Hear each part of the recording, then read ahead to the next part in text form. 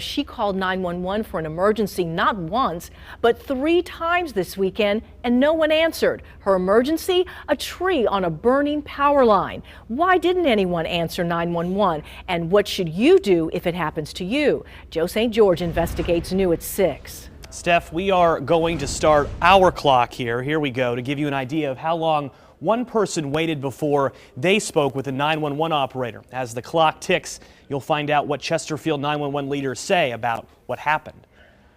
When you dial 911, you expect someone to answer right away. I thought it was supposed to be instant. But that is not what happened Sunday in Chesterfield when a CBS 6 viewer tried calling about this downed power line.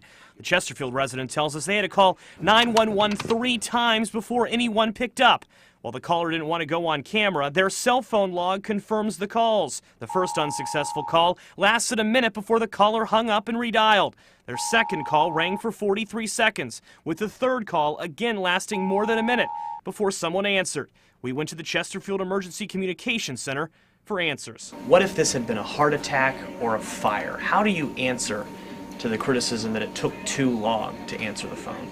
Preliminary investigation shows that yesterday we had an extremely high call volume. Director Richard Troshak says Sunday's call volume around noon was the equivalent of a tropical storm because of 2 major accidents that occurred at roughly the same time.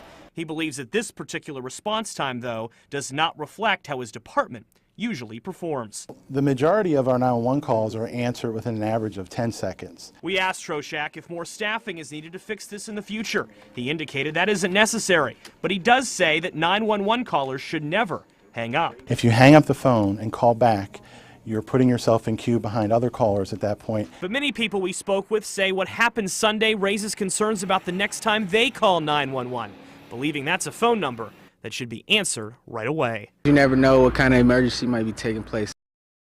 The clock behind me keeps going, and it will for another minute or so. Again, to reiterate, 911 leaders say it was an unusually high volume call day.